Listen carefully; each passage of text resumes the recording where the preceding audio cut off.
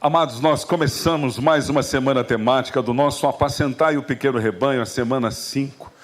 E hoje nós vamos ter esse tempo ministrando sobre aquilo que vamos no decorrer da semana sermos ministrados também através do devocional diário e também dos nossos devocionais particulares que nós temos nos nossos lares. O pastor Joel preparou esta palavra já há mais de um ano e ela é bem propícia para os nossos dias, porque a palavra se renova de dia em dia e a palavra de Deus é atual.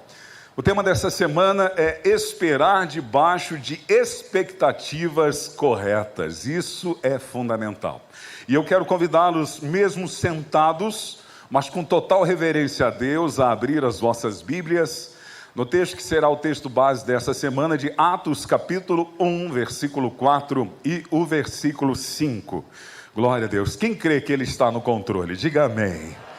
Aleluia. Sabe, eu quando mais novo ouvi uma história que você já deve ter ouvido tantas vezes, né? Do menino que estava no avião e houve uma turbulência e uma tempestade muito grande. O avião começou a tremular para um lado e para o outro e perder altitude, e todos apavorados, todos os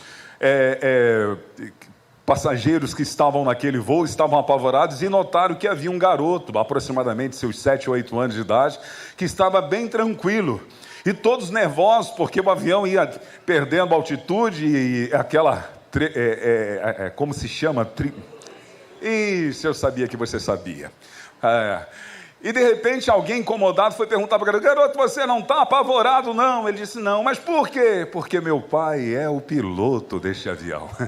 Deixa eu te dizer, ainda que venha turbulências na tua vida, não temas, o teu pai é o piloto da estrada boa e iluminada que nós estamos caminhando. Ele está no controle. Você pode dizer mais uma vez: Deus está no controle. E Ele tem liberado a sua palavra sobre nossas vidas. Nessa semana, neste ano, nós temos o tema anual que é Assim diz o Senhor, da palavra que saiu dos lábios dele.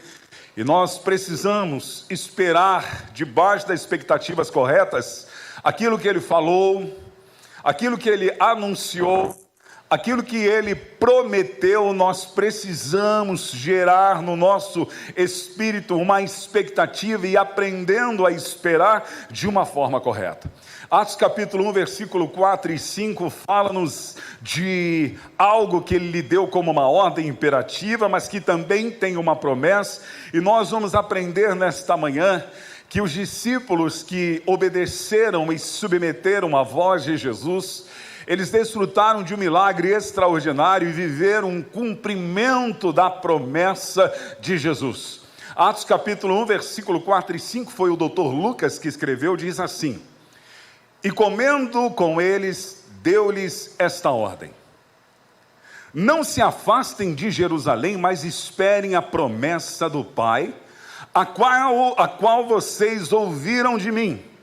Porque João, na verdade, batizou com água, mas vocês serão batizados com o Espírito Santo dentro de poucos dias. Quem aqui quer mergulhar no batismo do Espírito Santo? É coisa boa, irmão, você fica aleluiado, não tem jeito. A presença de Deus é maravilhosa, nós temos o senso da sua presença, mas há ocasiões e dias que ela vem de uma forma física que nós sentimos no nosso corpo, e é maravilhoso, ainda que saibamos que não precisamos disso, de ter que sentir, porque nós cremos independente do que sentimos, porque nós não cremos pelo sentimento, nós cremos pela convicção daquilo que ele disse, e isso para a gente basta. Mas tem dia que ele é misericordioso demais, que ele toca-nos e é impossível não sentirmos a presença dele. Meu irmão, se você está aqui pela primeira vez na nossa igreja e você sentiu um calor diferente, veio uns arrepios gostosos, seus seus olhos encheram de lágrimas, não fique preocupado, isso não é emoção, isso é a presença de Deus passeando em nosso meio. Você está num ambiente espiritual, esse ambiente é propício para o milagre. E se você crê, Deus pode e vai fazer um milagre na sua vida nessa manhã. Deus é fiel e é um Deus de promessas. E nós precisamos criar uma expectativa correta diante daquilo que Ele falou e diante daquilo que Ele prometeu. Eu sou de uma época que nós não tínhamos tanta tecnologia, mas tínhamos uma sede de Deus, e aqui deixo deixar claro, que nada contra a tecnologia, pelo contrário, a igreja deve sempre desfrutar e buscar e viver uma modernidade no aspecto tecnológico, de mídias e assim sucessivamente. Mas nós íamos para o culto com uma fome de Deus, com a vontade de Deus, já saía de casa dizendo: Senhor, fala comigo, eu quero ouvir a tua voz, fala comigo, e chegava no culto, chegava lá e começávamos a dizer: Senhor, fala comigo, tinha um irmãozinho, o irmão Apolinário, ele só com um cavaquinho, ele ficava lá nas notinhas, que o cavaquinho dele acho que só tinha 2 cordas, e ele cantava a mesma canção sempre, dizendo apenas uma frase. Eu não sei quantos de vocês são daquela época do aleluia, aleluia.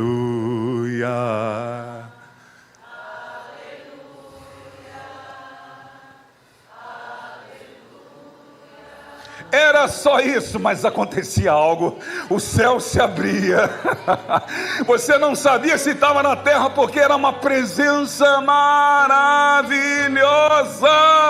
Deus mudou? Não, mas a intensidade de busca ou a expectativa que eu tenho em relação a desfrutar de Deus mudou. Às vezes nós não estamos com a mesma vontade, a mesma intensidade. Fizemos uma rotina na nossa vida e acabamos criando esta rotina, e habitualmente é mais um domingo, e esquecemos de que estamos à presença daquele que vive e reina para todos sempre. Tudo é por causa daquele que está assentado sobre o trono. Tudo é por causa dele, tudo que fazemos, nós abrimos esse culto por causa dele, nós cantamos por causa dele, nós tocamos as notas por causa dele, nós pregamos por causa dele, nós estamos aqui por causa dele. Tudo é por causa do Senhor que se assenta no trono, Jesus de Nazaré. E eu tenho que vir com expectativa, eu tenho que vir com vontade. Eu tenho que vir dizendo: Deus, fala comigo. Se eu ainda não tenho alguma evidência de um batismo que o Espírito Santo me dá, uma delas é falar em línguas. Me dá esse dom, Pai. Eu quero crescer, eu quero edificar, eu quero ir para a tua casa. Quem sabe vai ser hoje. Eu vou sentir aquele fogo, vou sentir algo diferente. Os meus lábios vão ser tocados com as brasas vivas do altar. Eu vou sentir algo novo do Senhor. Tem que vir com essa expectativa. Não é, pastor Fernando Bacaro? Agora, Deus é fiel e é um Deus de promessas. Ele é fiel para cumprir todas as suas palavras, e Ele é fiel para cumprir tudo aquilo que Ele disse. Ele é fiel. Eu gosto muito da palavra hebraica para promessa, que é dabar, ou dabar. E dabar significa palavra, ou no grego epagelo, que significa anunciar algo que está prestes a fazer. Isto é palavra, ou isto é promessa de algo que Deus está falando. E quando Deus fala, principalmente no aspecto daquilo que Ele quer fazer na minha vida e na sua vida, Ele sempre será fiel para cumpri-la. Agora, nós precisamos gerar uma expectativa de uma forma correta, debaixo daquilo que Ele está dizendo. Assim diz o Senhor, eu preciso entender. Nós temos vários irmãos que entendiam e escreveram a respeito da fidelidade de Deus em relação às suas promessas. Um deles foi o escritor da carta aos Hebreus. No capítulo de número 10, versículo 23, o escritor da carta aos Hebreus vai dizer: guardemos firmes a confissão da esperança, sem vacilar, pois quem fez a promessa é fiel. O homem pode ser infiel, mas o Deus que prego nesta manhã e trago a mensagem da parte dele, Ele é fiel. E se Ele fez uma promessa na sua vida peculiar, ou você está inserido dentro de uma promessa geral, Deus é fiel para cumpri-la. Se fôssemos perguntar a Balaão, aquele que Balaque tentou seduzi-lo para liberar palavras contra Israel, Balaão, ele tem uma palavra muito importante para expressar e trazer a clareza da fidelidade desse Deus de promessas. Balaão diz em Números capítulo 23, o versículo 19, o versículo 20, o seguinte: chega mais, olhe, preste atenção. Deus não é homem para que minta, nem filho de homem para que mude de ideia. Será que tendo ele prometido não fará? Ou tendo falado não cumprirá? Eis que recebi ordem para abençoar, ele abençoou, eu não posso revogar. Meu irmão, aquilo que Deus liberou, aquilo que Deus disse, ninguém pode mudar, a não ser você mesmo não se condicionar, porque lembre-se sempre que o amor de Deus, ele é incondicional, porém a promessa, ela é condicional a estarmos esperando debaixo de uma expectativa correta para que nós não venhamos nos frustrar. Mas Deus é fiel. Se perguntássemos para aquele guerreiro que substitui o vulto do Antigo Testamento, que tem um papel tão importante no contexto da lei, e é um homem que Deus o levanta para ser um libertador através do poder dele, para a nação dos hebreus. Se perguntássemos para Josué, que foi o substituto de Moisés, perguntássemos sobre a fidelidade e a promessa de Deus, Josué responderia nessa manhã, lá em Josué capítulo 21, versículo 45, o seguinte: nenhuma promessa falhou de todas as boas palavras que o Senhor havia falado à casa de Israel, tudo se cumpriu. Põe a mão no ombro do teu irmão, diga para ele: fique gelo, irmão, vai se cumprir o que Deus falou na tua vida.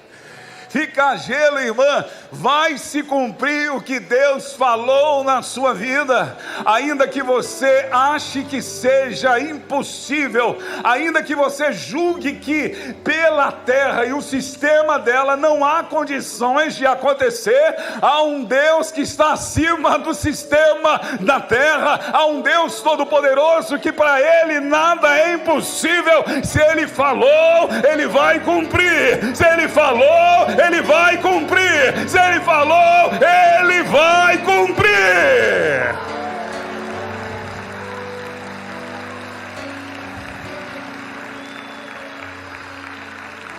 Se perguntássemos para Davi a respeito deste Deus de promessa e fidelidade, lá no Salmo 145, no versículo 13, ele responderia: o teu reino é um reino eterno e o teu domínio subsiste por todas as gerações. O Senhor é fiel em todas as suas palavras, nas suas promessas, e santo em todas as suas obras. O Senhor é fiel em todas as suas palavras. O Senhor é fiel em todas as suas obras. Se perguntássemos a Salomão, filho de Davi, ele responderia lá no livro de 1 Reis, capítulo 8, versículo 56: bendito seja o Senhor, que deu repouso ao seu povo Israel, segundo tudo o que havia prometido. Segundo tudo o que havia prometido. Segundo tudo o que havia prometido. Nenhuma só palavra falhou de todas as boas promessas que fez por meio de Moisés, seu servo. Nesta manhã, você que está aqui ou nas redes sociais, eu libero esta palavra sobre a sua vida. Nenhuma só palavra vai falhar das palavras que Deus prometeu para você na sua vida, meu irmão.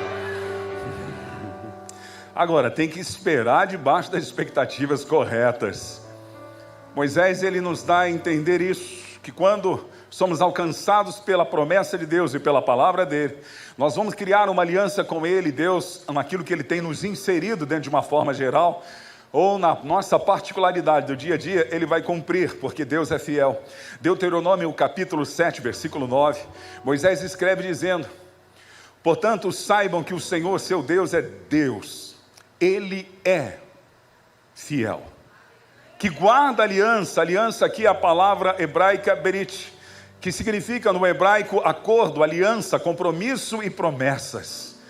Então, que guarda o acordo, que guarda a aliança, que guarda o compromisso ou os compromissos, que guarda as promessas e a misericórdia até 1000 gerações aos que amam. Tem gente que ama Deus aqui nessa manhã? Levanta a mão, faz barulho, diga glória a Deus. Então é com você que Deus está falando, meu irmão. Se você o ama e você tem uma aliança com Deus, Ele é fiel e Ele vai guardar essa aliança por 1000 gerações. Este acordo, esse compromisso, essa promessa. Os que amam e cumprem os seus mandamentos. Sempre tem um condicional de Deus em relação às suas promessas. Agora, é importante nós entendermos que nós precisamos entender que existem promessas específicas e existem as promessas gerais. Existem promessas específicas que foi para um tempo, uma localidade, para uma pessoa. E às vezes a gente quer trazer essas promessas específicas para alguém, para a nossa vida. É complicado isso. Por exemplo, vamos ver promessas específicas. Foi para um tempo, uma localidade, nação ou pessoas. Miqueias capítulo 5, versículo 2. Eu vou pedir para colocar na tela, por favor. Eu não mandei para vocês, mas vou pedir a gentileza. Olha aí uma promessa específica de Miqueias profetizando. E você, Belém Efrata, que é pequena demais para figurar como grupo de milhares de Judá. De você sairá aquele que há de reinar em Israel, e cujas origens são desde os tempos antigos, desde os dias da eternidade. É uma promessa específica para um tempo e uma localidade. Está falando a respeito de Jesus e sobre o local do seu nascimento. Isaías também, ele profetiza isso quase 800 anos antes de Cristo, 700 e alguma coisa antes de Cristo. Isaías profetiza lá no capítulo 7, versículo 14, uma mensagem específica e local, específica para alguém. Portanto, o Senhor mesmo lhe dará um sinal: eis que a virgem conceberá e dará à luz a um filho e lhe chamará Emanuel, que significa Deus conosco. Uma palavra específica para um tempo, para um momento da história, que é a manifestação de Cristo, e assim são tantas outras. Agora nós temos promessas também que são as promessas gerais, as promessas que podem estar inseridas dentro de um contexto histórico, dentro de um contexto de uma nação que Deus vai trabalhar, mas que vai inserir de alguma maneira a igreja, ou vai inserir de alguma forma pessoas que estarão envolvidas. Por exemplo, Gênesis capítulo 12, você sabe da história de Abraão, até então Abrão, quando Deus o chama para viver um tempo extraordinário, uma aventura com ele, vivendo o cuidado dele contínuo e levando a desfrutar de tudo que tinha prometido. Dentro da promessa que Deus faz de uma localidade, de uma nação, Deus também insere de uma forma geral uma promessa que eu e você estamos inseridos nela. Gênesis capítulo 12, versículo 3, eu quero me destacar com você a parte B do versículo 3, que diz assim, vamos do versículo inteiro: abençoarei aqueles que te abençoarem, amaldiçoarei aqueles que te amaldiçoar. Ponto. Aí Deus insere agora uma promessa que abençoaria todas as nações da terra. Em você serão benditas todas as famílias da terra. Através de quem? Do descendente Isaac? Não, através do Messias. Então se estende a todos nós. Outra promessa que vem para Israel, mas atinge a igreja, é Abacuque capítulo 2, versículo 14, promessa geral. Abacuque 2,14 vai dizer: porque toda a terra se encherá do conhecimento da glória do Senhor, como as águas cobrem o mar. Oh meu irmão, como toda a terra se encherá do conhecimento da glória do Senhor? Através da igreja, através da sua vida. Somos nós que carregamos a presença de Deus, nós que carregamos o conhecimento da glória do Senhor, e essa promessa geral que Deus falou, ela se cumpre na minha vida e na sua vida. Você pode levantar a mão e dizer: eu carrego a glória de Deus. Você fica até mais bonito quando diz isso. Olha para a pessoa que está do teu lado, pede ela para olhar para você, vê se você não está bonito. Olha aqui, Alessandra, aleluia.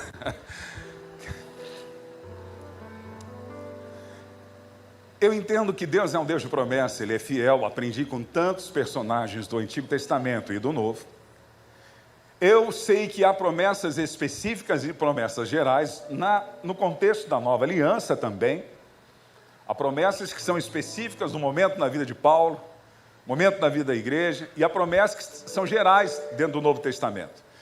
Eu entendo que muitas das vezes o contexto da promessa específica na época da graça está relacionado com as nossas necessidades básicas, muitas vezes, naquilo que vivemos e na nossa peculiaridade. Porém, as promessas gerais do Novo Testamento sempre vão estar inseridas coisas espirituais, por exemplo, como a salvação, o batismo com o Espírito Santo, os dons do Espírito, tantas outras coisas que Deus nos prometeu dentro da nova aliança. O grande problema é quando o cristão espera debaixo de uma expectativa errada, daquilo que Deus não falou para ele, daquilo que Deus não prometeu para ele, daquilo que Deus não se comprometeu ou fez um acordo com ele, e ele vai criar uma expectativa debaixo de algo que não é para ele, e ele não vai viver isso, e ele vai estar frustrado. O que Deus falou para você é para você, mas Deus tem que ter dito, Deus tem que ter falado. Ele fala através da sua palavra, aqui no altar ele fala constantemente através do anjo da igreja e dos demais pastores que servem nessa área, nessa casa. Ele fala através dos líderes dos grupos pequenos, ele fala de uma forma logos, essa forma que é didática, através da exposição da palavra dele, mas ele não só fala através disso, ele fala através de sonhos, ele fala através de palavras de profecias, ele fala através da palavra do conhecimento, ele fala no teu interior, de uma forma rema, aquela revelação que só vem para você, e ele vai tratar com você. Agora, o que é para você vai acontecer. O problema está quando Deus não falou conosco e nós queremos aquilo que é do outro.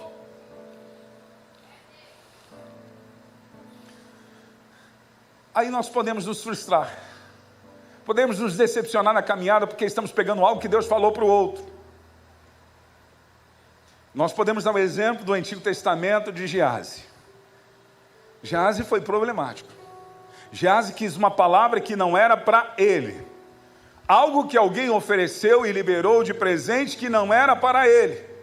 Você conhece a história de Naamã? A história de Geazi começa com a história de Naamã. E eu quero te convidar a abrir a sua Bíblia no segundo livro de Reis, no capítulo 5,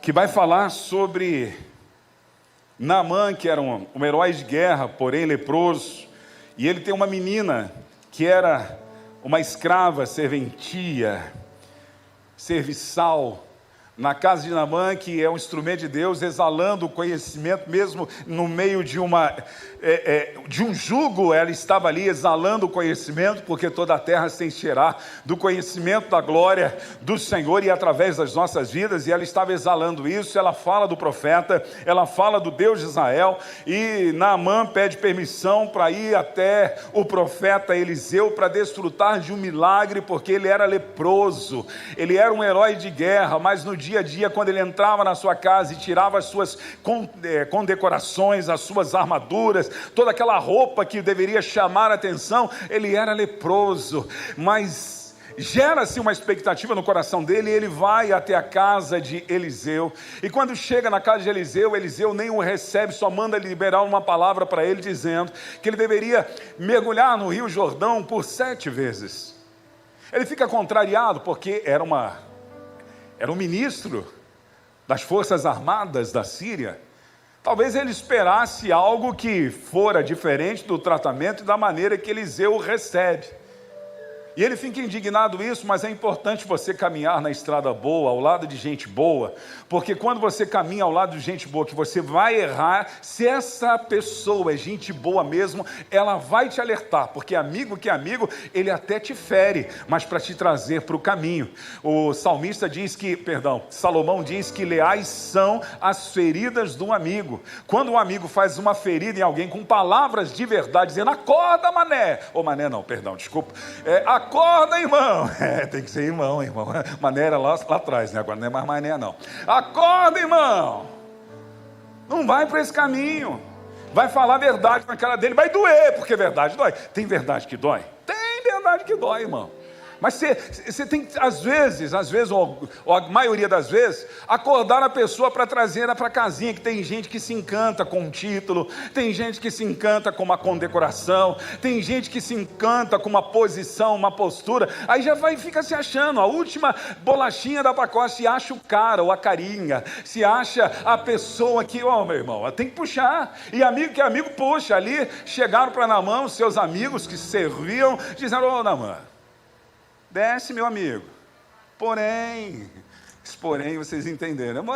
Naamã, dá uma passadinha em Jeremias 18. Diz para o irmão que está do teu lado, você está precisando passar em Jeremias 18, hein, irmão? Ó, você já viu gente assim, ó? Ou é só eu que vejo? Já viu gente arrogante, metidinha? Tem gente que poderia estar tão longe em Deus e vivendo coisas extraordinárias tão grandes, mas com um pouquinho que está comendo mortadela, já rota peru, já se acha. Deus não pode dar coisas grandes, porque a pessoa não é humilde nas coisas pequenas. Tem gente que pensa que é, e se acha. Naamã estava assim, pensando que era, que se achava. Meus amigos de Naamã, traz ele para a casinha. Você tem que trazer algumas pessoas para a casinha. De vez em quando o pastor Joel traz a gente para a casinha. Ei, Jesus, quando ele fala assim para mim, o pastor Ricardo, nós podemos tomar um café terça-feira de manhã? Ele vai trazer a gente para a casinha. Ei, Jesus. É bom isso, é bom ter amigos assim, é bom. Que Deus plante amigos assim. Quem está precisando de amigos assim? Ficaram na dúvida, ficaram com vergonha aí de levantar a mão, né, irmão? Mas vamos voltar para o texto. Não era mais fácil? Se eles pedissem uma coisa fácil, você não faria? Então, vamos lá. Ele queria naqueles rios maravilhosos de Abana, de Farfá, mas ele toma a disposição de fazer. E a Bíblia diz que quando ele submeteu a palavra do profeta Eliseu, ele mergulhou por 7 vezes. Meu irmão, até a 6ª nada aconteceu, mas quando ele vai na 7ª, eu acredito que o Espírito que se movia sobre a face das águas estava ali esperando Naamã para fazer o milagre, porque quando você persevera, você alcança. Quando você não desiste, você alcança. Quando você insiste naquilo que Deus liberou sobre a sua vida, vai acontecer algo fora do comum. Ele mergulha na água e quando ele sai, há um milagre. A pele dele era como a pele de uma criança. Deus o restaurou, o limpou da lepra, porque ele se sujeitou. E ele volta na casa de Eliseu. Ele quer agora honrar Eliseu de alguma maneira. Ele quer presentear, ele quer dar prata, ele quer dar roupas, ele quer dar muita coisa para eles. Mas Eliseu, ele não aceita. Ele diz, não quero, não precisa nada disso. Não que seja errado você ofertar na vida de um homem de Deus, de uma mulher de Deus, de um profeta, de um apóstolo, de um pastor. Não deu risada aí, não. Vai que tem um amém aí, né, pastor Daniel?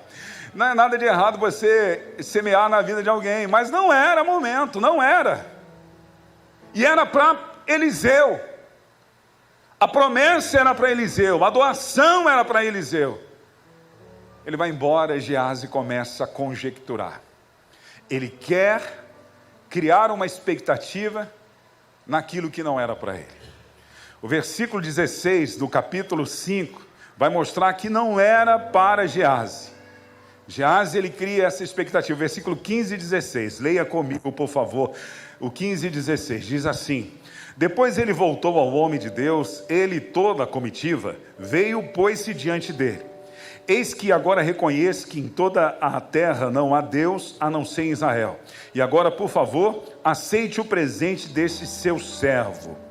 Porém, ele respondeu: tão certo como vive o Senhor, em cuja presença estou, não aceitarei nada. Naamã insistiu com ele para que ele aceitasse, mas ele recusou, ele não quis. Geazi, ele olha aquilo ali, cria alguma coisa.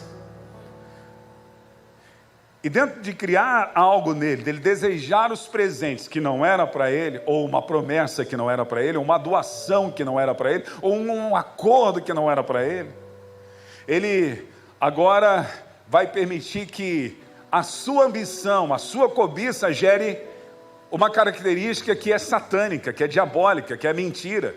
Porque o pai da mentira vai começar a trabalhar no coração de Geazi com os dardos inflamados malignos, para levá-lo a transgredir diante de Deus.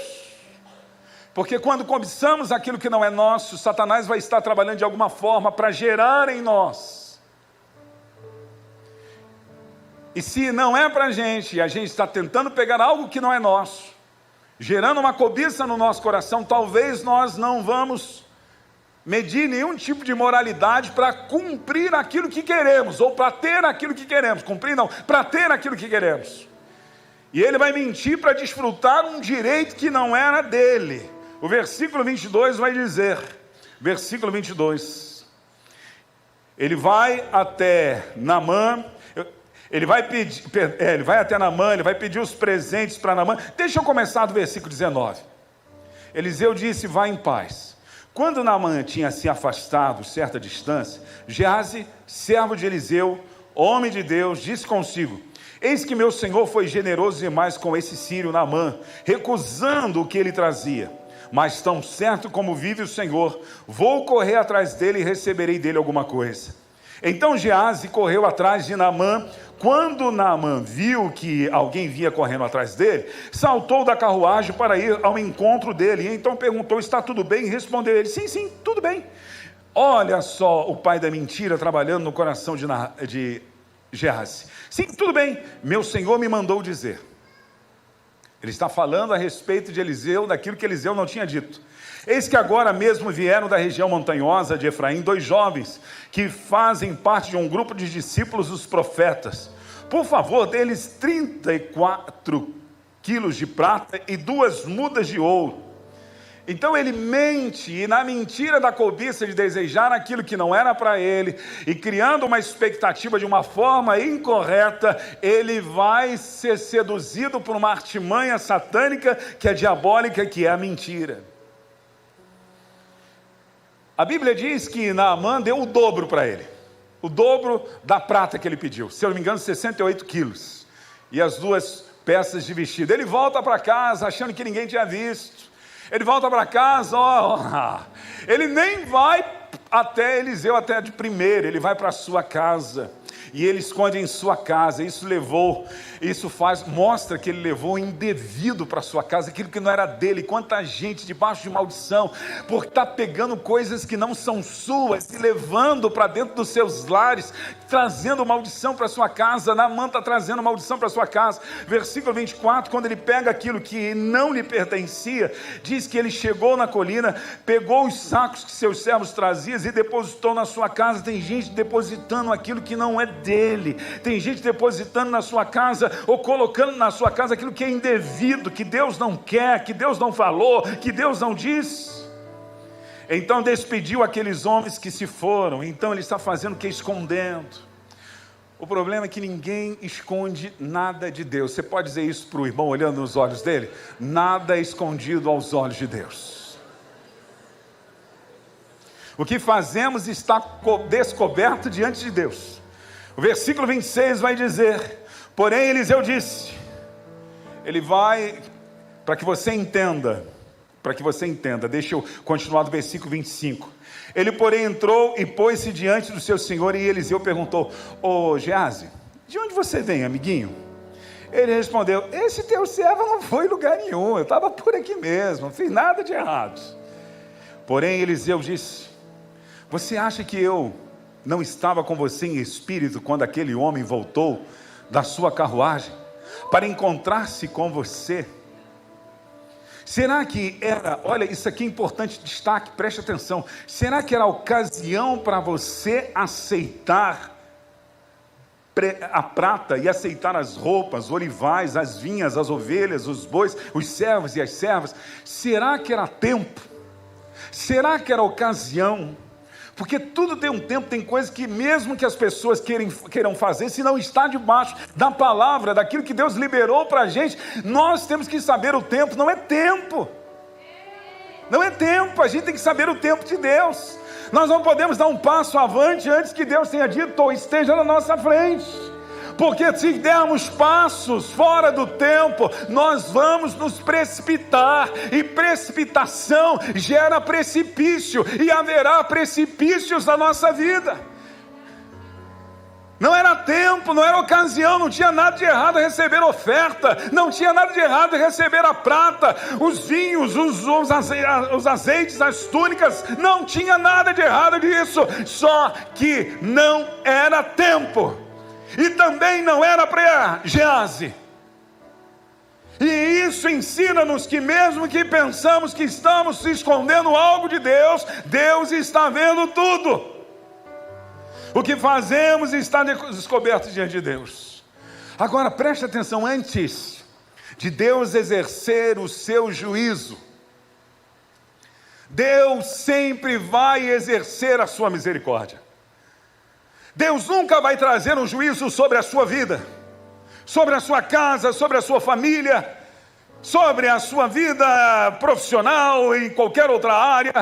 Ele nunca vai trazer o juízo sem antes exercer a misericórdia, sem antes te dar uma chance de se arrepender, de mudar.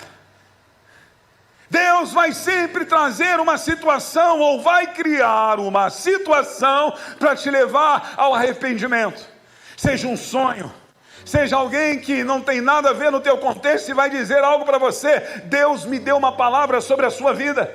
Deus vai criar situações. Você vai vir no culto, a palavra vai ser a mesma sempre para você, para algo que precisa ser mudado. Deus nunca vai exercer o juízo sem antes exercer a sua misericórdia. Nós vemos isso no versículo 25.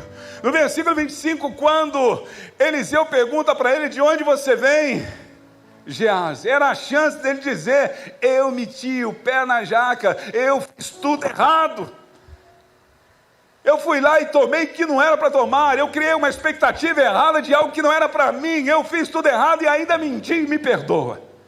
Meu irmão, acredito que Deus perdoaria a Geazi de uma forma maravilhosa. O problema é quando Deus está falando e a pessoa não está ouvindo.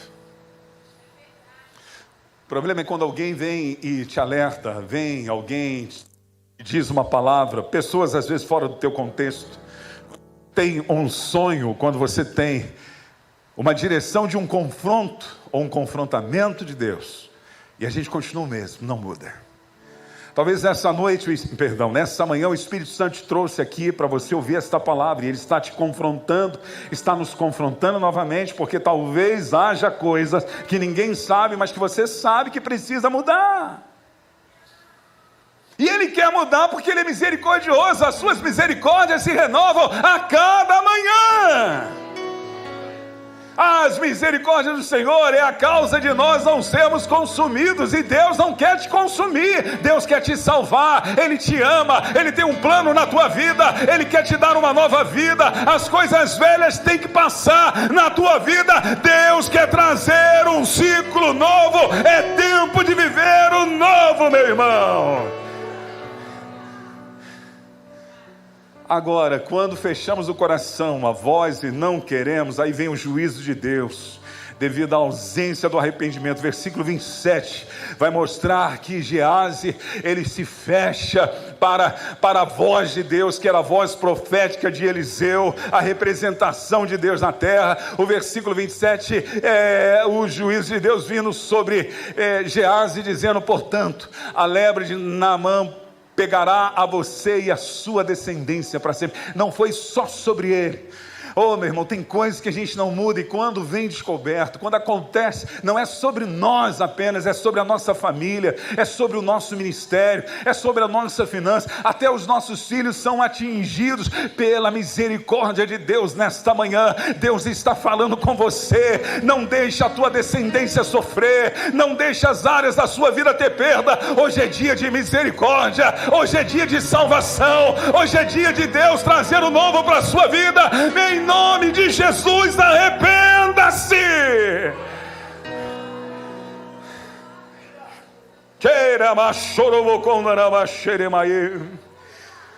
Hoje o Senhor te trouxe aqui para mudar a tua história, a tua realidade e a sua vida, o seu destino. Que não haja perdas, que haja dia de reconciliação com o nosso Deus. Geazi vive o resto da sua vida dessa forma, e a sua descendência também. Porque ele gerou uma expectativa de algo que não era para ele, nem era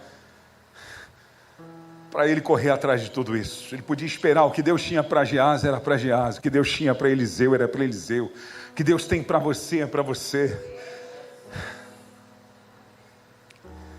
No texto que nós lemos nesta manhã, é o texto base dessa semana, que ensina-nos a esperar debaixo da expectativas corretas, baseado na palavra imperativa de Jesus para os discípulos. Eles vão nos ensinar pelo menos 3 atitudes, porque até agora foi a introdução, agora eu vou pregar no texto. Fazendo igual o pastor Joel agora, hein? Eles nos ensinam 3 atitudes que eles vão ter numa postura para esperar debaixo de uma expectativa, porque eles tinham a promessa de Jesus. E ter a promessa faz com que você venha se alinhar para viver o cumprimento dela. A promessa está aqui, mas você precisa se alinhar. Teve uma quinta-feira que eu preguei a respeito do de repente de Deus, e o de repente de Deus não aconteceu de qualquer forma. O de repente de Deus foi construído pela vida dos discípulos. As coisas não acontecem fora do controle de Deus. Escapuliu da minha mão o milagre, foi lá no irmão. Não é isso. Deus, ele vai fazer o milagre do cumprimento da promessa quando nós nos alinhamos e trazemos ela pela nossa postura diária na nossa vida. Então esses irmãos que Jesus está dizendo para eles irem para Jerusalém, olha que eram quase 500 pessoas, e só estão lá no cenáculo 120, cadê a turma dos 380? Ei, meu irmão, cadê aquela turma toda? Por quê? Tem gente que não sabe esperar. Tem gente que vive uma geração do fast food, que é tudo imediatamente, fast food, que é tudo imediatamente. Ele pede hoje esperando receber amanhã. Ele não cria um ambiente propício para o de repente de Deus contínuo. Ainda que eu creia que Deus vem, faça coisas extraordinárias, inéditas em qualquer momento, mas isso vai ser construído pela fé de alguém, seja de alguém que esteja orando, seja de alguém que esteja profetizando, porque a Bíblia nos ensina assim. Eles tinham a promessa como eu e você temos a promessa. Você tem tantas promessas que você está inserido como igreja. Promessas que você está inserida como igreja. E promessas particulares que de repente você ouviu sair aqui do púlpito, ou alguém cheio do ministério profético do Espírito Santo com um dom de profecia, pode ter sido um arauto de Deus na tua vida e liberado. E se foi Deus que falou, eu acredito nisso, apesar que tem muita meninice, tem muita gente que está dizendo coisa que Deus não disse, e a gente tem que ter o discernimento de espírito, para que nós possamos discernir e saber se é de Deus ou não é. Hoje tem muita coisa feia, meu irmão. Você abre lá o Instagram, você vê gente brincando de profecia. O juízo de Deus vai vir sobre a vida desse pessoal. Não brinque com o Espírito Santo, não blasfeme do Espírito Santo. O juízo de Deus vem. Mas se existe o falso, é porque existe o verdadeiro. Se existe o falso apóstolo, é porque tem um apóstolo verdadeiro. Se existe o falso mestre, é porque tem um mestre verdadeiro. Se existe o falso pastor, é porque tem um pastor verdadeiro. Se existe gente que está exercendo os dons do Espírito na carne, na mentira e no poder do diabo, tem muita gente exercendo o dom do Espírito no poder do Espírito Santo de Deus. Então tem gente que chega e diz, e acontece. Agora eles vão criar uma expectativa, esperando de uma forma correta, porque eles tinham a promessa. Deixa eu te perguntar, alguém aqui tem uma promessa de Deus? Vocês estão tímidos? Alguém aqui tem uma promessa de Deus? Eu vou deixar você levantar o narizinho. Levanta o narizinho e diga para o irmão, eu tenho uma promessa de Deus. Agora você pode ser metidinho. Eu tenho uma promessa de Deus. Aleluia. Pronto, abaixa o nariz, chega. Eles criaram uma expectativa em total obediência a Deus. Nós precisamos criar um ambiente de esperar e ter uma expectativa em obediência, fazendo aquilo que a palavra me diz para fazer. Lucas capítulo 24, versículo 49 diz eis que envio sobre vocês a promessa do meu Pai, permaneçam, pois na cidade de Jerusalém, até que vocês sejam revestidos, até que se cumpra, obedeça, permaneça. Lucas 24, versículo 52 vai dizer, então eles adorando, voltaram para Jerusalém. Eles voltaram porque eles estavam em Betânia. Eles saem de Betânia e passam 10 dias permanecendo em Jerusalém. Eles obedecem. Não tem como a promessa se cumprir na sua vida se você não obedecer. Não pode viver uma vida qualquer, não pode desobedecer, não pode ser um crente meia boca, não pode ser uma pessoa qualquer. Tem que procurar viver uma vida com Deus em obediência à sua palavra, para que você gere o cumprimento dela na sua vida. Eu já vou terminar, tá? Puxando meu paletó aqui atrás. Segundo, nós aprendemos também com as atitudes deles, que além de você esperar com obediência, porque a obediência é o segredo, nós precisamos criar uma expectativa também na oração, e que algo vai acontecer. Não é só orar, mas é crer, acreditar que algo vai acontecer. O que Deus falou? Ele falou para a gente ir para Jerusalém, vai acontecer. Vai acontecer. Vamos lá, Pedro, João, vamos lá, todo mundo. Vamos lá, Dona Maria, vamos lá, senhora não sei o que. Vamos reunir aqui no cenáculo. Começamos a orar, vai acontecer alguma coisa. Ele diz, até que vai acontecer alguma coisa. Havia uma expectativa, uma esperança, uma fé dentro do coração daqueles homens. Eles não oravam sem expectativa, com uma esperança que algo viesse se realizar. Esperar debaixo de uma expectativa correta é esperar que, se Deus falou, Ele vai cumprir. Então eu tenho que ir para a oração já esperando que algo aconteça. Eu imagino a oração, hein, pastor Miguel? Os 3 lá, hein? Os 3 não, 120 lá. Mas imagina lá Pedrão, João, a turma toda orando, criando que algo vai acontecer. Aí, dentro dessa expectativa, imagina aquela reunião de oração, as mulheres todos juntos, 10 dias, Jesus passa 40 dias aqui na terra, depois ele é exaltado, e mais 10 dias agora debaixo dessa promessa, esperando que algo acontecesse. No final dos 10 dias, aí começa Atos 2, de repente, no finalzinho dos 10 dias, ele criando essa expectativa, de repente, veio do céu um vento como de um som impetuoso, e encheu toda a casa, e foram vistas línguas repartidas de fogo, sobre a cabeça de cada um, e todos eles foram cheios do Espírito Santo. Eles esperaram com expectativa. Quando você espera com expectativa, Deus cumpre, Deus vem, Deus manda o seu poder sobrenatural para agir na minha vida e na sua vida, para fazer aquilo que o homem não viu, que a mulher não viu, que os olhos não viram, que os ouvidos não ouviram. Deus vem e faz.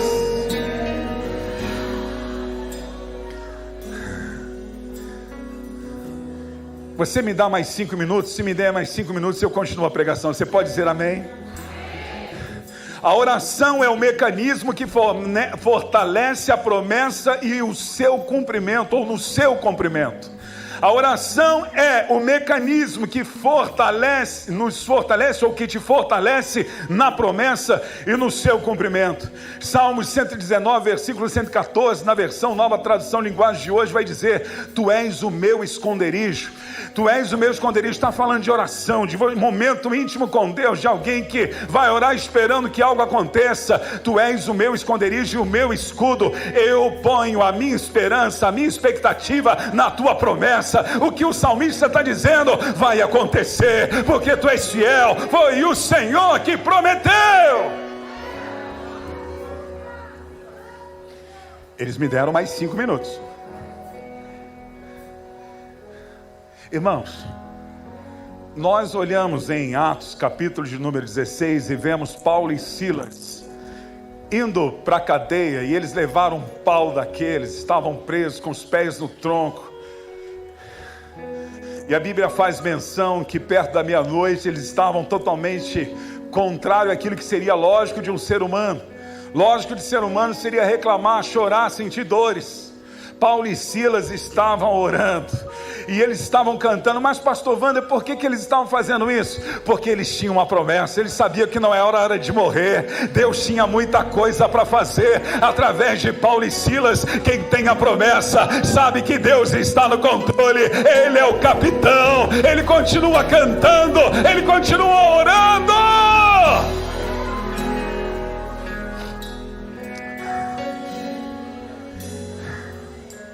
E eu encerro, irmãos, com a última atitude deles. Além de eles estarem obedecendo, além de orarem, isso para mim é fundamental, que é a resiliência. É de você esperar contra as circunstâncias, é você perseverar quando você não consegue obter resultados, quando você não consegue ver nada. Pare e pense, 10 dias para você parece pouco, mas eram 10 dias de um terror, de uma corte marcial, que se alguém falasse no nome de Jesus naqueles dias, morreria.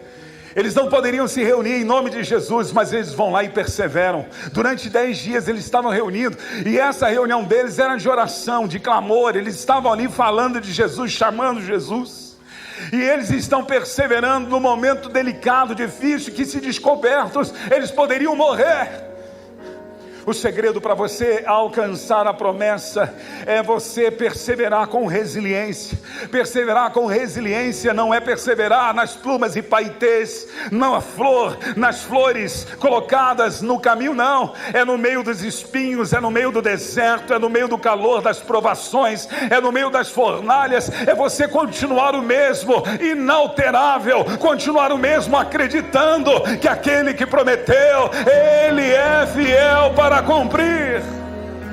E eu encerro nessa manhã lendo esse texto de Abraão, que é o pai da fé, que vê as coisas acontecendo na sua vida. Romanos capítulo 4, versículo 18 ao 21 vai dizer: Abraão, esperando contra a esperança, com expectativa contra a esperança, creu, para vir ser pai de muitas nações, segundo lhe havia dito, assim será a tua descendência. E sem se enfraquecer na fé, diga comigo, sem enfraquecer na fé. Mão no ombro do irmão, diga para ele: não enfraqueça na fé. Levou em conta o seu próprio corpo já amortecido, tendo ele quase 100 anos e a esterilidade no ventre de Sara. Não duvidou, diga comigo, não duvidou. Irmão do lado, não duvide. Por incredulidade da promessa de Deus, mas pela fé se fortaleceu, perseverando, se fortaleceu, orando, se fortaleceu, falando da promessa, dando glória a Deus, estando plenamente convicto do que Abraão estava convicto, pecador, de que Deus era e é poderoso para cumprir o que havia prometido, o que Ele prometeu. Convicto do que, pastor Wander? De que Deus é poderoso para cumprir